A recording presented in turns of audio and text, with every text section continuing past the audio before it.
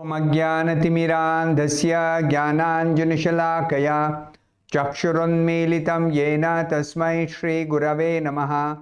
नमो ॐ विष्णुपादाय कृष्णप्रेष्ठाय भूतले श्रीमते भक्तिवेदान्तस्वामिन्निति नामिने। नमस्ते सारस्वते देवे गौरवाणी प्रचारिणे निर्विशेषशून्यवादी पाश्चात्यदेशतारिणे। जय श्री कृष्ण चैतन्य प्रभु नित्यानंद श्री अद्वैत गदाधर श्रीवासदि गौरभक्तवृंदा। हरे कृष्णा कृष्ण कृष्णा हरे हरे, हरे राम राम राम हरे हरे। ओम नमो भगवते वासुदेवाय। नारायणं नमस्कृत्य नरं चैव नरोत्तमं देवीं सरस्वतीं व्यासं ततो जयमुदीरयेत्। In this session, we'll be discussing from the 17th verse of the 5th chapter of the first canto of Srimad Bhagavatam. Tyaktva swadharmam charanambujam harer bhajanna pakvata patet tato yadi yatra kva va bhadram abhuda mushyakim ko vartha apto abhajatam swadharmataha. Translation of this verse by Srila Prabhupada. One who has forsaken his material occupations to engage in the devotional service of the Lord may sometimes fall down while in an immature stage, yet there is no danger of his being unsuccessful. On the other hand, a non-devotee, though fully engaged in occupational duties, does not gain anything. This is a very, very strong statement by Narad Muni. And we have to carefully understand this in order to really become serious about devotional service. Srila Prabhupada explains in the purport. Before we go to the purport, just a point about this verse itself, that everybody as a human being has got two kinds of duties, material duties and spiritual duties. Material duties are connected with the body and the mind, the material body and the material mind. And they are based on the obligations that we have because of taking birth in a certain family, because of the facilities that are provided by the devatas for our material existence in this body that we take, because of the knowledge that we receive, Deva, Rishi, Bhuta, Apta, Nrinam, Pitrunam. As soon as one takes birth as a human being, there are 6 different personalities to whom we are obligated. And if we do not perform our duties in relationship with our mind and body, because we are taking so many benefits for our existence, so we become debtors. We accrue some karma, and that karma forces us to again and again take birth, repetition of birth and death. So materially we are obligated and we have to discharge duties in order to liquidate our debt. But the Srimad Bhagavatam declares that if anybody takes to devotional service, pure devotional service, by completely surrendering to Krishna, such a person is completely freed from all material obligations simply because the person has surrendered to the lotus feet of Krishna and is engaged in pure devotional service. So, spiritual duties are meant for the liberation of the soul from material bondage. Nobody wants miseries. Nobody wants to suffer in this material world. But then they are forced to suffer. Miseries are forced upon a person. So, what is the way out of these miseries? What is the way out of these fundamental problems of material existence? That is doing our spiritual duties. Spiritual duties, ultimately, the understanding is, as spirit soul, each one of us, irrespective of our karma, irrespective of the type of family we are born or type of past activities we might have done, good or bad, whatever, we have actually, we are receiving all maintenance from the Supreme Personality of Godhead, who is our eternal well-wisher, with whom we have an eternal relationship under all circumstances, in all times, in all situations. So, spiritual duties are definitely very, very important. So, generally, people who are aware of these material duties and spiritual duties, they try to discharge both of them.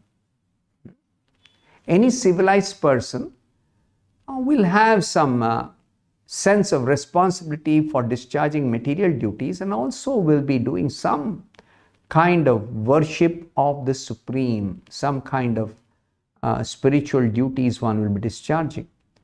But here Narad Muni is telling something very, very revolutionary, that if somebody is giving up the material duties in order to engage in pure devotional service as instructed in the Bhagavatam, that when you engage in pure devotional service by surrendering to Krishna, then you have no obligation, no material obligations at all. Then such a person, if such a person performs pure devotional service and becomes completely successful in getting ultimate liberation, then very good. The person is liberated, freed from all material contamination, purified, no more material obligations, and has attained the success in pure devotional service of getting ultimate liberation, going back home, back to God. But what if they fall down after taking to pure devotional service? That happens when somebody is still in an immature stage. Bhajan apakvo athapate tato yadi. Then they fall down, means they give up pure devotional service, and they take to material life once again, which they had given up in order to do pure devotional service. Then what about this person's situation? Neither has he gained anything materially by engaging in pure devotional service, nor has that person been successful in doing his pure devotional service. So he's a loser both ways. So Narad Muni is telling there is no loss for such a person who, in an immature stage, after having taken to pure devotional service, gives up pure devotional service and goes back to material way of life. There is no loss at all. There is no loss. Why? Two reasons. One is that whatever pure devotional service somebody performs, the credit for having done that pure devotional service is eternally attached to the soul. It is not connected to the body. The spiritual advancement that a person makes by rendering pure devotional service is attached to the soul. It is permanent. It is forever. That credit is available. So such a person resumes pure devotional service any time in the future, will resume from the point where he or she has stopped pure devotional service. Supposing they make 2% advancement and then they give up pure devotional service. So next time they take up pure devotional service, whenever that is in the future, then they'll begin from 3%. It is never lost. Whereas Narad Muni is telling, even if a person is a non-devotee and fully engages in occupational duties, whatever occupational duties the person does, all such occupational duties do not have any spiritual benefit. For a non-devotee engaged in occupational duties, according to the Shastras we are talking, there is no spiritual benefit at all. And what about the material benefit one gets by doing some occupational duty? That is all temporary. It is all temporary. Just like with this body, whatever we may gain while working with this body, all that is just as long as this body is there. My wealth, my possessions, my relationships based on the body, my material knowledge, material power, material position, everything is finished moment this body is life and this body is over. When I quit the body, I cannot take my money with me, I cannot take my degrees with me, I cannot take my power with me, my position with me, my influence with me, nothing I can take. So what is the gain? Oh, in this life, because he worked very hard, he could enjoy some nice power, nice position. Oh, that enjoyment is illusory happiness. Illusory happiness. It's not real happiness. It's not real satisfaction. It has nothing to do with soul happiness, soul satisfaction. Deep within, there is no satisfaction, even if one is getting some material pleasure or material enjoyment or material happiness. Deep within, there is nothing that is worthwhile that one can experience. So, here it is said that there are instances in history of somebody who performed pure devotional service and fell down. There's an instance of one Bharat Maharaj. He gave up his kingdom and went to a holy place, and he was practicing pure devotional service. And then towards the end of his life, he became attached to a deer and he died thinking of the deer. So he took next birth as a deer. But because he had done pure devotional service, the Lord was kind enough to give him memory of what he did in his previous life. In the body of a deer, he was able to remember. And in that body of a deer, he was associating with saintly persons and hearing their discourses. He was not interested in eating or sleeping or nothing, even in the body of a deer.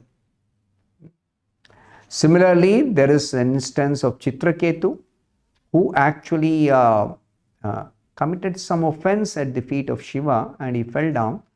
But next life, he was delivered. He realized his mistake and he was delivered next life. Even though he took birth as a demon, in the body of a demon, not as a demon, in the body of a demon, he was delivered, completely delivered. He got ultimate liberation. He was given memory by the Supreme Lord. So, there is no loss if one falls down. But if one does occupational duties without doing pure devotional service, there is no gain at all. I'll stop here. Thank you very much. Hare Krishna.